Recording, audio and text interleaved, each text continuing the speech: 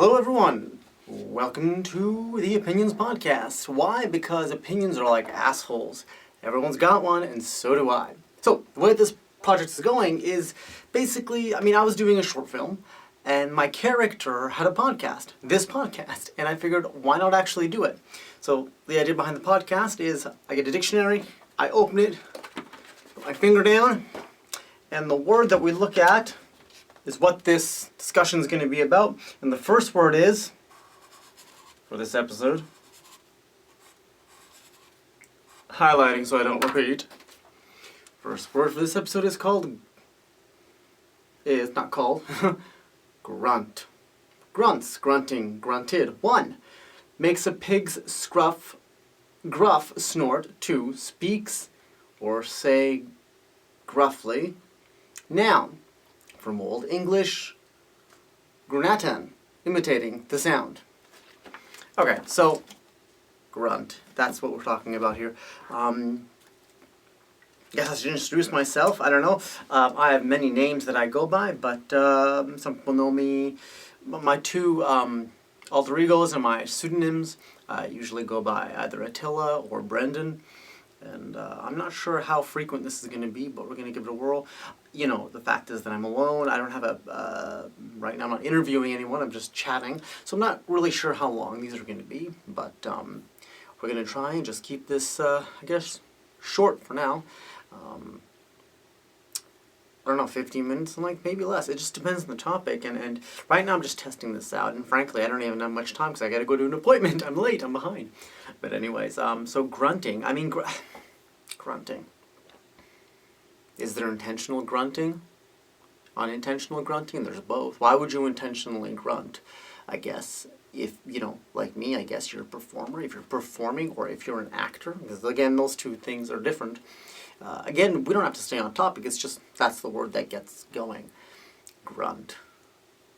It does say pigly grunt, like a pig, it mentioned that as a reference, but do pigs grunt? Is that something that they really do? I don't know. When you think grunting, you think humans grunt, that's what they do, right?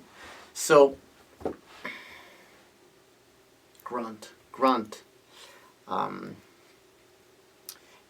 Could I consider to say that I've ever made that a grunt? I don't know. Have I grunted before? I guess I have. Well, let's look at weightlifting. When you're lifting a super aggressive weight, is that a grunt? I don't know, but it helps you. I can tell you it really does actually help you. It really does. The forcefulness of letting out an exertion of noise, that really does help. It has been scientifically proven. Of screaming out through pain does, reduce the pain. And they even, has been lots of discussions going on about swearing and what swearing does for pain. And it really has. The research has been done. If you swear, if you're in pain, when you're in pain, it actually reduces the pain. Now, again, why? The big question, you're looking at, well, is it the word or is it the sound? The noise that you're making. And, it is cultural, right? Because if you look at a swear word in one language versus another, unless you understand that swear word, you're not going to react to it the same way as if you do understand it. So we're taking English right now because we're speaking English. If I say the word fuck, that's going to take away my pain. Sure, we get this, and you can look this up, right? But that only takes away my pain because I've associated the word fuck as a stress reliever in our society. So it could be anything as long as you associate a certain thing with a certain sound, noise. Like, to you, the language that you understand is not a noise, it's not a sound. Because you understand it.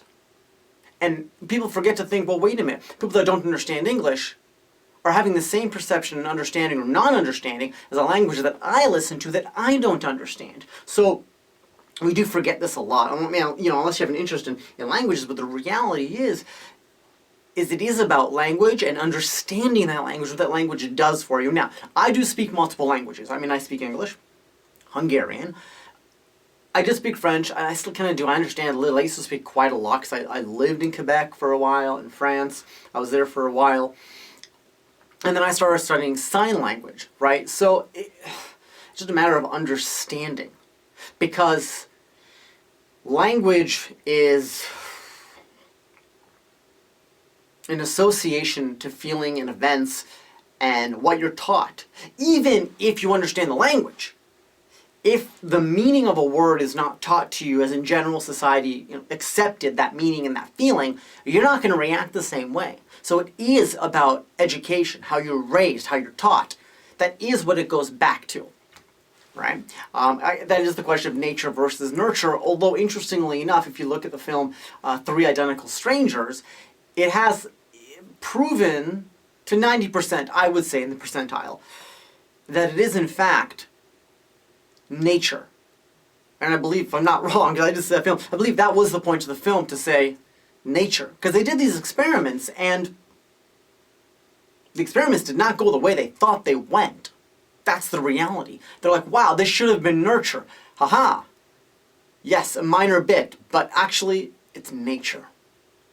So, I'm actually going to cut this one short. I'm going to stop. I kind of want to, you know what, I just kind of hit multiple little ideas and thoughts quickly in this, which is not how it's going to go in the future. I'm just testing the waters out. And yeah, so I don't know about the frequency, but anyway, so that's that. So why don't you, anyways, tune in next time. I don't know when that's going to be, but thank you for listening. I'm going to do live streaming as well, so people can join in on the conversation. And I will cut you off. But if you've listened to this, then thank you very much for listening. And check back soon.